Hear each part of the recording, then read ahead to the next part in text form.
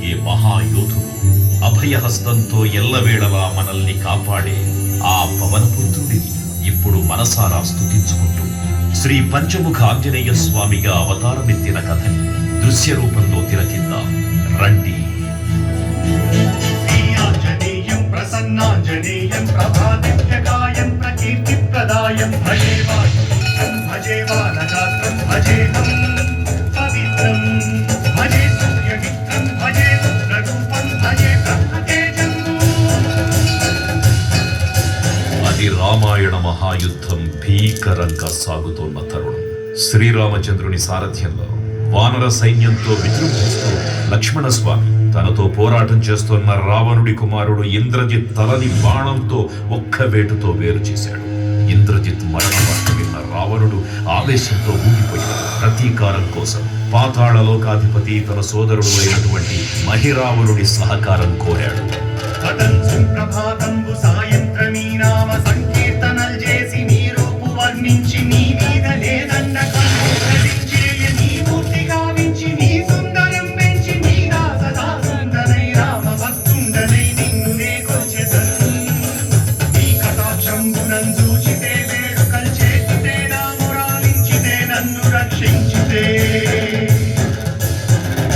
తంత్ర విద్యలో ఆరితేరిన మహిరావణుడి దాడి గురించి విభీషణుడి ద్వారా ముందుగా తెలుసుకున్న హనుమంతుల వారు తన ప్రభువుల విశ్రాంతి మందిరానికి కాపలా ఉండగా ఆ దుష్టుడు లోపలికి ప్రవేశించడానికి పలు ప్రయత్నాలు చేసి చివరికి మాయోపాయంతో విభీషణుడి రూపం ధరించి మందిరంలోకి ప్రవేశిస్తాడు.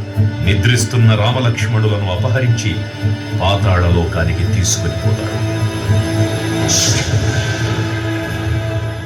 అంజనాదేవి గర్భాన్వయా దేవ నిన్నెచ్చనేనంత వారన్ దయాశాలి వై చూచియుందాత వై దూషియున్ నిల్చియున్ తొల్లి సుగ్రీవ కున్మంత్రి వై స్వామి కార్యార్థమయ్యేకి శ్రీరామ సౌమిత్రులను చూచి వారిని విచారించి సర్వేసు పూజించి యవ్వాను చంపంటు గావించి వాలిని సంపించి కాకు సతిల కుంకుపాదుని వీక్షించి కిష్కింధకే తెంచి శ్రీరామ కార్యార్థమై లంకకే తెంచియున్ కాల్చియున్ యవ్వూమి చుంచుంచి ఆనందము పొంగి ఆయుంగరం విచ్చి ఆ రత్నమున్ తెచ్చి శ్రీరామమున్నిచ్చి సంతోషముం చేసి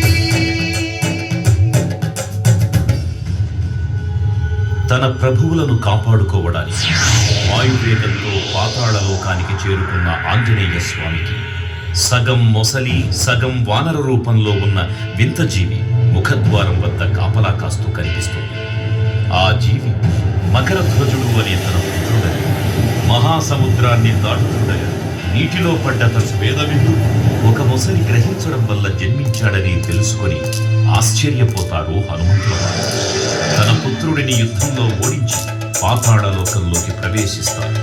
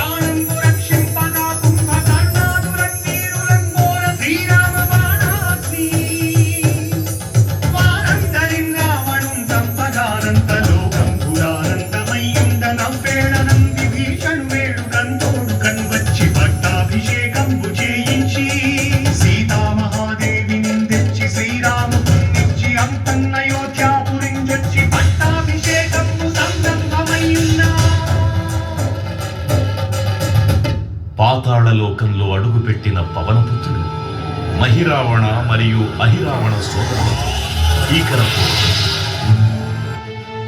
5 దిక్కులలో ఉన్న 5 దీపాలను ఒకేసారి ఆర్పడం ద్వారా మాత్రమే వారి మరణం సంభవిస్తుందని చెప్పగా అప్పుడు మహాబలి 5 ముఖాల ధారణ చేసి పంచముఖ ఆంజనేయునిగా అవతరించి ఏకకాలంలో 5 దీపాలను ఆర్పివేసి ఆ దుష్ట సోదరులను తుదముట్టిస్తారు. నీ కన్న నాకెవ్వరు కూర్మిలేరంచు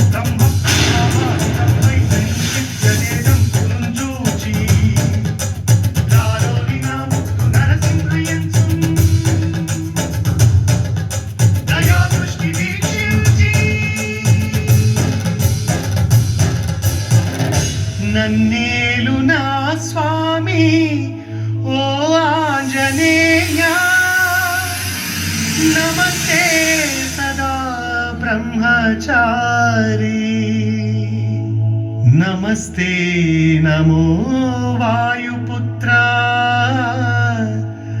నమస్తే నమః. తూర్పు దిక్కున చూసే శ్రీ హనుమాన్ ముఖం సర్వ పాపాలను హరించేదిగా, దక్షిణ దిక్కున చూసే శ్రీ నరసింహుని ముఖం శత్రుభయాన్ని పోగొట్టి విజయం చేకూర్చేదిగా, పశ్చిమ దిక్కుని చూసే శ్రీ గరుడ ముఖం భూత ప్రేత తాంత్రిక భయాలను పోగొట్టేదిగా, ఉత్తర దిక్కు వైపు చూసే శ్రీ వరాహ ముఖం గ్రహదోషాలను హరింపజేసి అష్టైశ్వర్యాలను అందించేదిగా, ఆకాశం వైపు చూసే శ్రీ హయగ్రీవ ముఖం విజ్ఞానాన్ని, విజయాన్ని, ఉత్తమ జీవిత భాగస్వామిని అందించేదిగా పురాణాలు చెబుతున్నాయి. కావున భక్తులారా, అన్ని విధాలుగా మనలను ఆదుకుని శ్రీ ఆంజనేయ స్వామిని మనసారా స్మరించుకొని ధరించండి. శ్రీ శ్రీ శ్రీ మహావీర బజరంగ బలికి జై.